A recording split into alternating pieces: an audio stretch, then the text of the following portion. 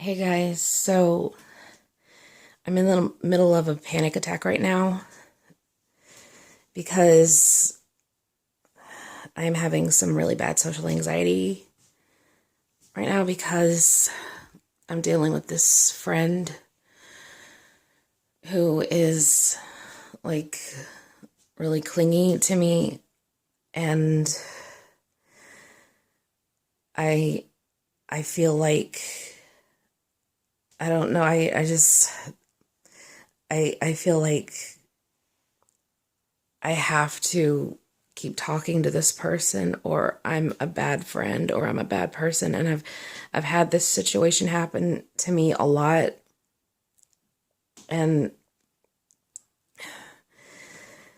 this is part of the reason why I have really bad social anxiety, why I struggle to connect with people, why I struggle to talk to strangers, especially when it comes to talking to strangers online.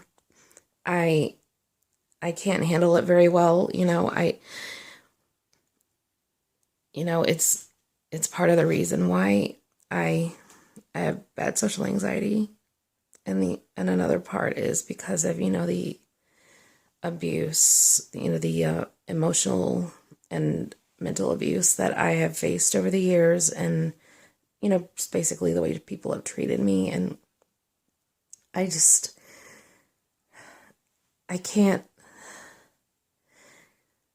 Nowadays it is very rare that I open up to someone really easily, and I feel really comfortable around them. And please, I am not asking for any advice. I guess I just want to kind of educate you on, what social anxiety can do to a person. It also kind of makes me not talk very easily either. And I guess I kind of want to educate you on what social anxiety can do to a person, especially an autistic person. And I guess I also wanted to kind of, I don't know, vent as well. I just, I don't handle confrontation very well, and I'm going to make a video about that because that's part of that is an autistic trait, but another part of that is anxiety. I don't handle saying no very well.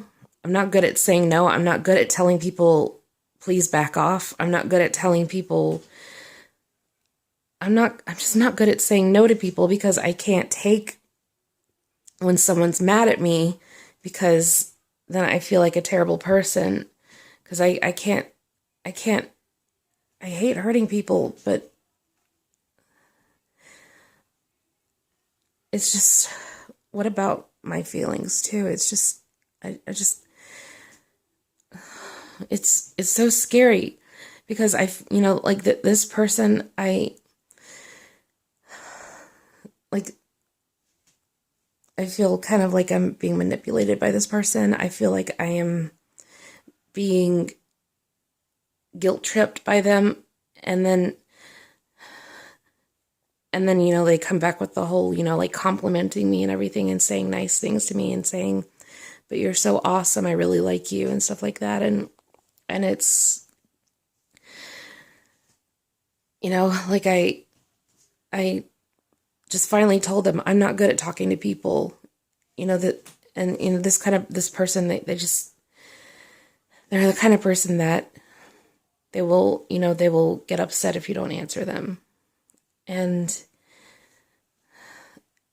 I needed to take a long mental break from talking to this person. And in the meantime, they'd sent me messages, and they're like, you disappeared. Why did you disappear? You've abandoned me, and stuff like that. I'm like, I'm trying to figure out how to respond to you. I'm trying to figure out what I'm supposed to say to you. Like, I don't know. And I also feel like I know that I should cut contact with this person. But the other problem is the guilt. The guilt really gets me. just like I am all over the place, and I am freaking out, and I'm pretty sure by the time this video is up, because I'm filming this video early Monday morning, and my mental health videos don't go up till Wednesday. This person is probably going to be blocked by then. And if that's the case, I will let you know in the comments if I did block them or not. It's just, I am not good at saying no. I am not good at rejecting people. I'm not good at, turning people away. I'm not good at basically saying, please back off. I need space. I need you to leave me alone. I need you to please just back off. I'm not good at saying no to people. And when someone wants something from me, I'm not good at saying no to them, because I can't take it when someone's mad at me. I can't take it when I've upset someone. I mean, I just had to, like a couple of months ago, I had to cut a very toxic person out of my life. And I talked about that person in my video about Smeagol. If you haven't seen that video, you could check it out. It's entitled Why Smeagol is My Hero. But I talked about a friend that I was really close with for 4 years, and at one point where we were in a relationship, and I had to cut them out. And it was the hardest thing I had to do. And like, I'm really glad I did. I am really glad I did, but I guess they kind of made it a little easier just because of the fact they didn't really seem to care that I cut them out and that I was done with them. But this is like the complete opposite, where someone is like really attached to me and likes me a lot, and that's where it gets really tricky, because I'm like, I don't want to hurt this person, but like, guys, this is why I am not good at replying to comments or messages that I get. I'm not good at forming friendships and relationships, because making friends and meeting new people is terrifying for me. And it's because of, the way I've been treated in the past. I have been treated like crap by multiple people, like multiple people, and heavily criticized for like everything about me, and basically said that, basically had multiple people say multiple things are wrong with me and stuff like that, and make me feel really bad about myself. And when I connected with that with that family last week at karaoke, it was different. I felt comfortable around them. I didn't feel like they were going to criticize me. I didn't feel like they were, I felt comfortable and safe around them. I felt like I could be myself around them, and I didn't feel obligated to talk to them. I didn't feel like, oh, if I don't talk to this person, I'm a bad person. I just, a lot of people, but it's also like, especially over the internet too, because I've been bullied online as well. Back in the day, I got bullied, and I just,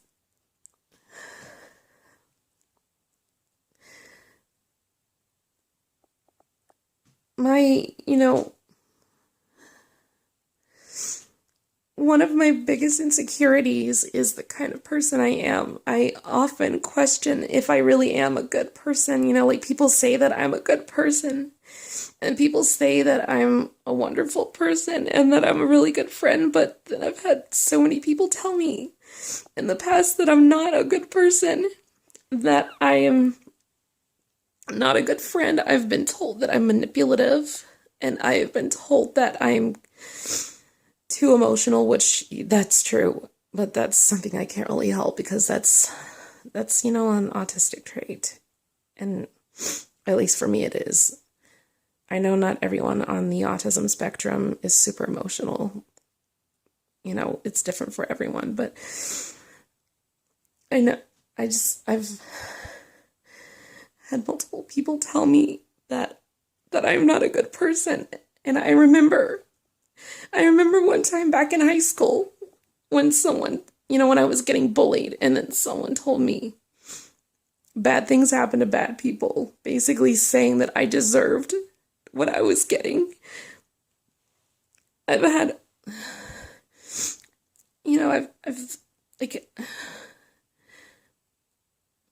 I've had an ex-boyfriend's, mother say that I am manipulative and controlling.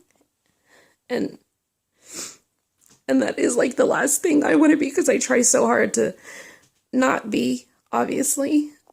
I don't know. I don't even know what I'm saying now. Like I'm in the middle of a panic attack, so I'm not making much sense, but this is what panic attacks look like for me. When it comes to stuff like this is what social anxiety is like for me. It's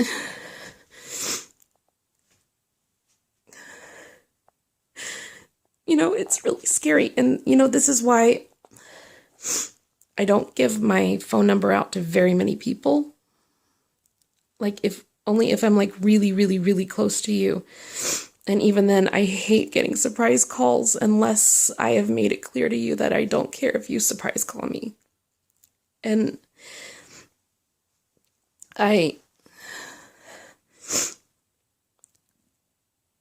even sometimes when someone I know calls me, I still get nervous because I'm like, oh my gosh, is this person calling to yell at me and say, why haven't you called me to talk to me?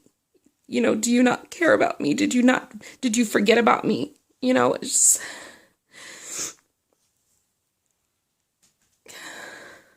just, yeah, this is what it's like when, when I get overwhelmed with social anxiety, and when I get overwhelmed in social situations. And, another reason that I have social anxiety is because the other reason I am not good at talking to people is because of other autistic traits that I'm going to get into in my Autistic Mind series, later on. But right now, anyway, so basically you guys have just seen like a really vulnerable side of me. And I don't know, I hope that it helps. Maybe it helps you understand, what it's like for people like me. Or maybe someone out there goes through something similar and maybe they can relate to this video, and maybe not feel so alone. If I could help someone not feel so alone, that's great too, because I know that I'm not the only person that struggles with this. And you're not either. You're not alone in this. This